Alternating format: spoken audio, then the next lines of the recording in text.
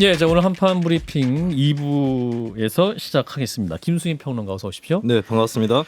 자 일단은 경기도지사 선거에 출마한 무소속 강용석 후보, 윤석열 대통령의 전화 통화에 관한 논란이 계속되고 있네요. 이제 어제 대통령실은 통화한 적 없다 이렇게 했는데 다시 또 이 강용석 후보가 통화한 사실 있다 이렇게 재차 강조를 했습니다. 네, 강용석 후보가 통화 자체는 사실이라고 거듭 주장을 했고요. 예. 이전에도 늘 전화를 하던 사이였기 때문에 아무 문제가 없다라고 하면서 또 선거 연설에 개입, 같이 있었다. 네, 그런 인연부터 시작해서 그리고 이런 통화도 선거 개입이 아니다라는 주장을 했습니다. 다만 이제 통화 기록을 갖고 있다라는 그런 기사가 나온 적이 있는데 그 기사에 대해서는 부인을 했습니다. 전화건 기록이 있다고 자신이 말을 한 적이 없다라고 부인을 했고요. 그러면서 대통령실의 이 공식적인 부인 입장에 대해서는 추가 코멘트는 하지 않겠다라고 하면서 공방을 피하는 모습이었습니다. 예. 그리고 한편 미디어워치 운영자 변희재 씨는 강용석 후보를 허위사실 공표죄로 선관위에 고발을 했습니다. 막강한 권력을 지닌 대통령 당선자로부터 격려 전화를 받은 것처럼 유권자를 속이기 위해서 허위사실을 공표한 것이다 라고 덧붙였습니다. 예. 이상하네요. 전화건 기록이 있다는 말을 한 적이 없다 이렇게 부인한 건 어떻게 받아들여야 되는 거예요? 기록 못 넣어놓겠다는 얘기죠. 통화한 적이 없다? 아니면 못 내놓겠다. 기록은 내놓지 못하겠다? 일단 강용석 후보의 입장은 예. 그렇게 말을 한 적은 없다. 아, 뭐 그렇게 말한 적 없다. 기사가 잘못 나간 거다 이런 것이죠. 아니 대사를 보면 나오잖아요. 이분 변호사시잖아요. 예. 전화를 받은 기록이 있겠죠. 아 전화를 받은 기록이 있고. 아니, 건 적이 없잖아요. 통화 기록이 왜 없어? 핸드폰에 자동으로 다 저장해. 그러니까요. 아니 그거야 삭제를 누르면 삭제가 되니까. 근데 예. 이 문제는 의외로 간단하게 해결이 될 거라고 생각하는 게 오래 끌 문제도 아니고 대통령이 이 가로세로 연구소 유튜버하고 통화했다는 사실 자체가 나쁘거론 이라서 저는 그러지 않았을 거라고 뭐 해명을 그렇게 했으니까요. 간단합니다. 지금 미디어워치의 변희재 씨가 제대로 지적했는데 허위사실 공표를 한 거 아닙니까?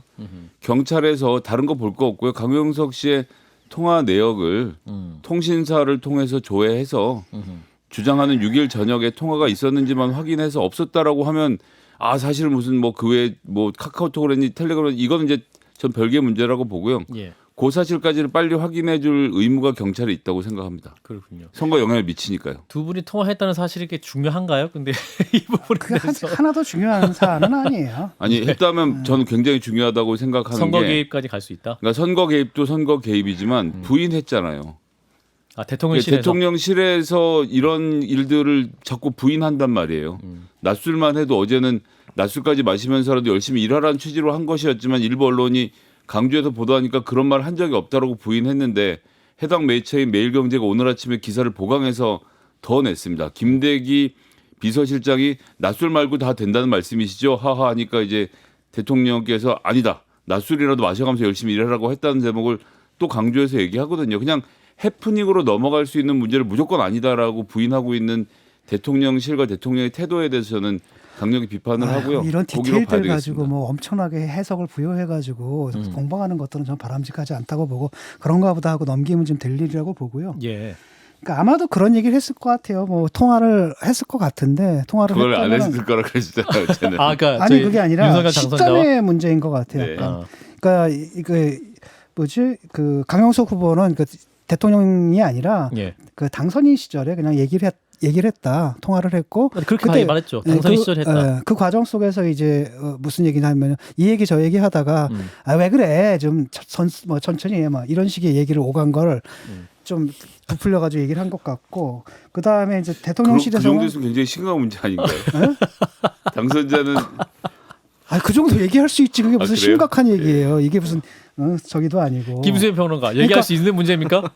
판단해 주세요. 그러니까 적절하지 않은 이 모든 것이 무슨 선거법 위반이 되는 거고 대통령의 정치 개입이 되는 거고 이런 식으로 그 의미를 갖다 해석을 확장하지 않았으면 좋겠다는 거죠. 자 김수현 평론가 네. 입장을 듣고 다음 이슈로 넘어갈게요. 글쎄요, 그 대통령실에서는 통화를 안 했다고 했기 때문에 제가 뭐라고 말씀드릴 그러니까 수 거기서는 이제 없어요. 대통령이 된 후로는 안 했다 이런 얘기일 수도 있어요.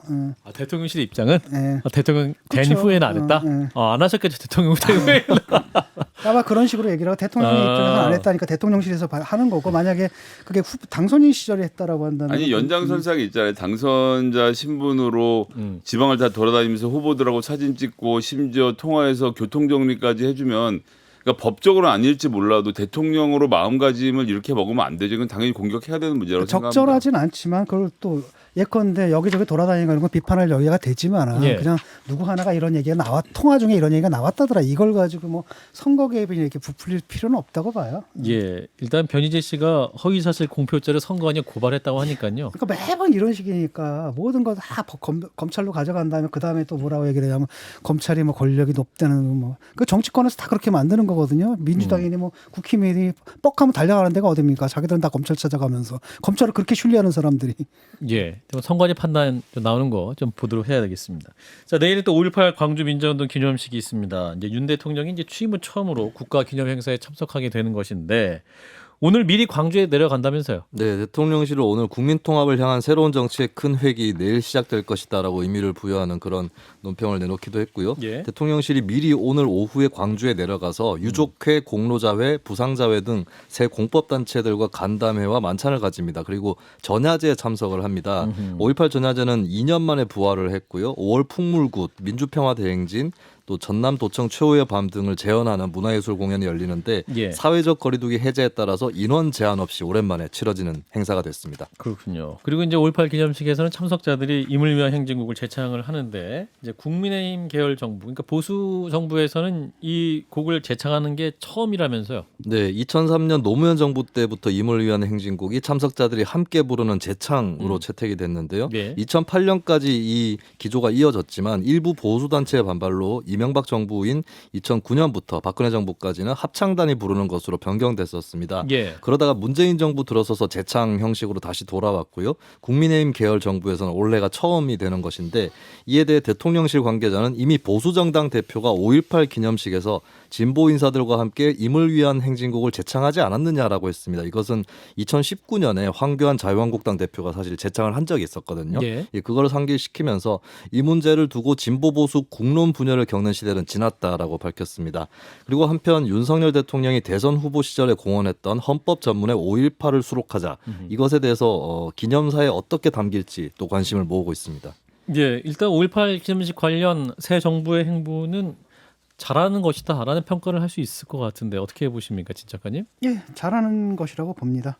그리고 격세지감이죠. 그 전에는 어떻게 했습니까? 그 당에다가 사람들 불러다 놓고서 뭐 5.18은 뭐 북한의 뭐 북한군의 소행이라는 등 뭔가 망언들을 하던 그 네. 당에서 이렇게 나오고 그 다음에 그 전 정권이죠. 그 전 정권에서는 기념식장에서 임을 위한 행진곡도 부르지 못하게 했었던 그런 것에 비하면 확 격세지감인 것 같고 예. 굉장히 중요한 게 바로 뭐냐면은 지금 국민의힘 사람들도 선거로 당선됐잖아요. 그 선거 자유선거도 5.18 60항쟁을 통해서 된 거예요. 그들도 그것에 적자란 말이죠. 그렇다면 같이 기리는 마음이 필요한 거죠. 김 소장님. 유족회, 공로자회, 부상자회 등을 먼저 만나서 대화를 나누고 전야제 참석하고 이러는 전 과정은 좋다고 생각합니다. 이게 예. 5.18이 언제까지 호남 혹은 민주진영의 전유물이 될 수 없다라고 생각하고요. 예.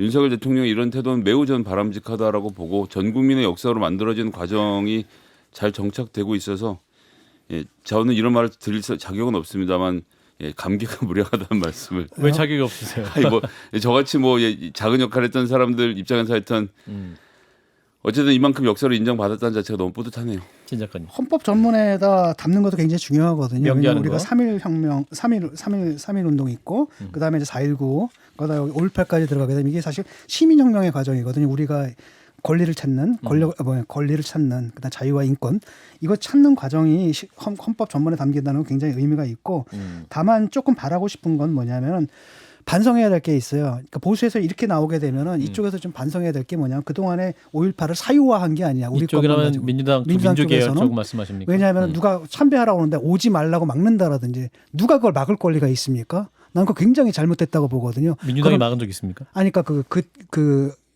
민주당을 지지하는 그 시민단체라든지 근데 그분들이 그다음에- 민주당을 지지하는 시민단체라고 하시면 시민단체 입장에서 굉장히 어쨌든 화가 날 큰 것 틀에서 같은데요. 아니 예. 그런 것까지 따지지 맙시다. 예, 큰 틀에서 뻔한 건데. 예, 큰 틀에서. 네, 그렇게 좀 했으면 좋겠고, 그러니까 5.18 자체가 뭐 자기들이 다 점유한 것처럼 이렇게 하는 거에 대해서 저는 좀 분노감을 느꼈고, 예. 두 번째로는 기리는 방식 있잖아요.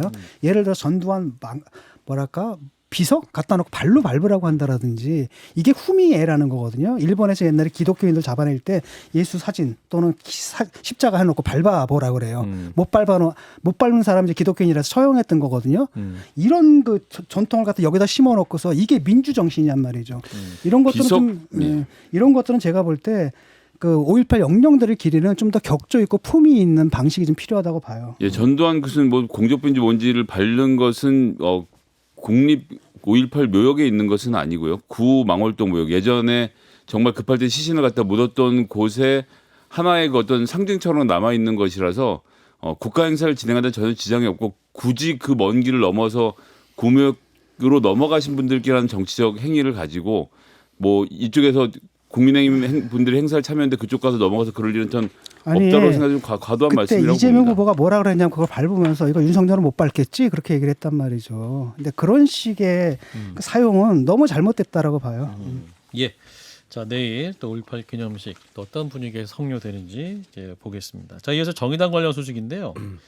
그 성폭력 논란이 불거지고 있어요. 네, 그렇습니다. 강민진 전 청년정의당 대표가 어제 SNS에 글을 올렸습니다. 청년정의당은 정의당의 청년 조직의 이름인데요. 예. 지난 대선 당시 자신이 휩싸인 직장 내 갑질 논란이 있었습니다. 그것을 거론하면서 정신과 입원 등 벼랑 끝에 몰려 있는 상황에서 그 가운데 청년정의당의 A모 당직자에게 성폭력을 당했다라고 폭로를 했고요. 예. 그리고 그뿐만 아니라 지난해 11월 B모 광역시도당 위원장이 허벅지에 신체 접촉을 했다라고 추가로 밝히기도 했습니다. 그리고 예. 당시 상황에 대해서 여영국 당대표 등에게 이를 알렸지만 여 대표가 회의 현장에서 공식 절차를 밟지 않고 경고를 하겠다, 발설을 하지 말라라고 밝혔다. 라고 하고요. 그리고 강 전 대표에 따르면 청년정의당 당직자 A는 지금도 당에서 활동을 하고 있고 B모 위원장은 단체장 후보로 출마했다라고 합니다. 예. 여기에 대한 정의당 입장도 나왔는데 일단 사실관계를 확인하고 엄정한 징계를 하겠다라는 것이고 일부 내용은 부인을 했어요. 네, 강민진 전 대표가 밝힌 2건 성폭력 사건 중에 한 건에 대해서는 엄정 징계와 피해자 동의를 얻어서 고발을 하는 것을 당에서 시사를 했습니다. 예. 이동영 수석 대변인이 대단히 안타깝고 송구하게 생각한다라고 밝혔고요. 하지만 작년에 발생한 다른 한 건에 대해서는 사실과 다르다라고 부인을 했습니다. 애초 사건에 대해서 불필요한 시체 접촉이라는 표현이 나왔는데요. 성폭력으로 볼 문제는 아니고 무례한 태도 수준이었다라고 하는 그런 뜻입니다. 그 11월 22일이었는데 강민진 전 대표가 요구를 해서 비공개 회의로 소집해서 엄중 경고를 했고 서면 사과 조치를 결정했다라고 하는 것입니다. 그래서 배복주 젠더 인권 특위위원장이 사과문을 강민진 전 대표한테 전달을 했고 수용 의사를 확인한 다음에 해당 사건을 종결했다라고 하는 게 정의당의 설명이고요. 예. B 위원장의 지방선거 공천 같은 경우는 당규와 공천 심사 기준에 따라서 진행된 것이다라고 해명을 했습니다. 그러자 이에 대해서 강민진 전 대표 다시 글을 올려서 반박을 했는데요. 저는 가해자의 행위를 성폭력이 아니라고 규정해 준 적이 없다. 그리고 술자리에서 허벅지 안쪽에 2차례 손을 댔다라고 더 구체적인 주장을 내놨습니다. 그리고 여 대표가 자신의 이야기가 끝나기 전에 함구하라면서 강압적으로 회의를 마무리 지었다라고도 주장했습니다. 예. 자, 강민진 전 청년정의당 대표 그리고 정의당의 설명 입장이 또 일부분 좀 엇갈리는 부분이 있네요. 이 부분 어떻게 보고 계시는지 진 작가님부터. 첫 번째 거는 뭐 말이 필요 없는 거고 그거는 명백한 성폭행이고 두 번째는 이제 서로 말이 좀 엇갈리는 엇갈리고 거거든요. 근데 있죠. 예. 강민진 대표도 성폭력이 아니라고 한 적이 없다라는 얘기는 성폭력이라고 한 적도 없다는 얘기잖아요. 예. 그러니까 그때 그 처리가 그렇게 된 모양인데 문제는 뭐냐 그때 그게 성폭력으로 신고가 되지 않고 불필요한 신체 접촉이며 약간 뭐랄까 무례한 행동이다? 무례한 행동으로 처리가 된 거 아닙니까? 예. 그 과정 속에서 당에서 어떤 회유나 뭐 또는 뭐 사태를 왜곡하거나 이런 부분들이 있었는지를 재조사하면 될 일이라고 봐요. 그 조사를 통해서 바로잡을 수 있는 바로잡아야 예. 된다. 자, 김 소장님. 이건 배복주 정의당 부대표 젠더 인권 특위 위원장이 입장을 내놓은 것이 저는 신뢰할 만하다라고 생각하는데요. 예. 가장 먼저 이 일이 워크숍 행사에서 이 일이 벌어지고 난 다음에 강민진 전 대표가 전화를 해와서 가장 먼저 확인한 것이 전화는 아니네. 하여튼 접촉을 해와서 가장 먼저 확인한 것이 성추행 여부를 물었고 강민진 전 대표가 성추행으로 여기지 않는다. 그럴 의도가 있었다고 생각하지 않는다라고 말을 해서 강민진 전 대표 판단을 신뢰해서 일을 진행했다는 이야기를 하고 있습니다. 배복주 위원장 뭐 이런 부분까지 지금 거짓말을 해가면서 어떤 사람을 공지에 몰아넣을 거라고 생각하지는 않고요. 그런 부분이 다 기록으로 지금 상담 등 징계 절차가 남아 있을 테니까 사과 등 그런 내용이 확인됐으면 좋겠고 두 가지 문제 말씀하신 대로 당직자의 문제와는 좀 구분돼서 처리되어야 되지 않겠나라고 봅니다. 예, 자, 다음 이슈. 그 미투 운동을 촉발시켰던 서지현 검사 소식인데요. 그 사직 의사를 표명했네요. 네, 검찰 내 성추행 사실을 폭로하면서 국내에 미투 운동을 촉발시켰던 서지현 검사, 수원지검 성남지청 부부장 검사로 재직을 하다가 2020년 1월에 법무부 양성평등정책 특별자문관으로 발탁이 됐습니다. 예. 그리고 또 법무부 디지털 성범죄 대응팀장으로 파견이 됐었는데요. 최근에 수원지검 성남지청으로 복귀하는 인사조치가 내려졌습니다. 법무부의 설명으로는 파견 업무의 유지 필요성, 대상자의 파견 기간, 일선 업무의 부당 경감을 종합적으로 고려한 것이다라고 설명을 했는데요. 예. 하지만 이에 대해서 서지현 검사는 SNS를 통해서 짐 쌀 시간도 주지 않고 모욕적인 복귀 통보를 하는 의미가 명확하다라고 밝혔습니다. 예상했던 대로다. 전 정권에서도 4년간 부부장인 채로 정식 발령도 못 받았고 끊임없이 나가라는 요구와 광기 어린 2차 가해에 노출되어 온 터라 큰 서운함은 없다라고도 덧붙였습니다. 네, 자, 서지현 검사에 대한 복귀 조치를 어떻게 보셨는지 진 작가님부터. 그 서지현 검사는 그 예컨대 이문정 검사라든지 한동수 검사랑 좀 결이 좀 다른데 이분을 갖다 이제 복귀시켰다라는 것은 이 검사도 이제 정권 측 검사다라고 좀 판단한 것 같거든요. 그래서 저는 그다지 바람직하지 않고 아까도 그 박지원 비대위원장과 인터뷰에서 나왔듯이 이제 그 태스크포스 팀 같은 경우에는 필요한 것 아니겠습니까? 디지털 성범죄 같은 것들 막아야 되는 거고, 그다음에 뭐 부패 완판되는 거, 뭐 뭐랄까 범죄에 세상되는 거 막는 게 이 정권의 사명인 것처럼 얘기했지 않습니까? 근데 예. 이런 것들을 과연 해체시킬 필요가 있나 이런 생각이 들어요. 네, 김 소장님.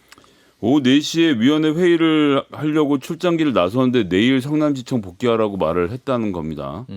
누가 봐도 이상하죠. 최소한 그 통보라는 게 짐 쌀 시간이라 말하는 게 4시에 출장 나간 사람한테 내일 성남지청 복귀하라는 것은 말이 안 되고 게다가 상징적으로는 오늘 한동훈 법무장관 임명이 있지 않았습니까? 임명하는 날 전에 내쫓았다라고밖에 읽혀지지 않는 대목이라서요. 굳이 지금 특히나 이게 디지털 성범죄 같은 경우는 대응이 굉장히 중요한 문제인데 이렇게까지 할 이유가 있었나? 이분이 그렇다고 해서 딱히 민주당 인사라는 생각이 들지도 않는데 이유를 잘 모르겠네요. 예, 좀 관련 파장. 민주당보다는 정의당이랑 많이 놀았는데. 하나만 더 보죠. 정은경 질병관리청장. 자, 코로나19 사태로 가장 유명해진 분 중에 하나일 텐데 오늘 청장직의 마지막 하루였죠. 네, 그렇습니다. 2017년 7월부터 질병관리본부장을 맡았었고요.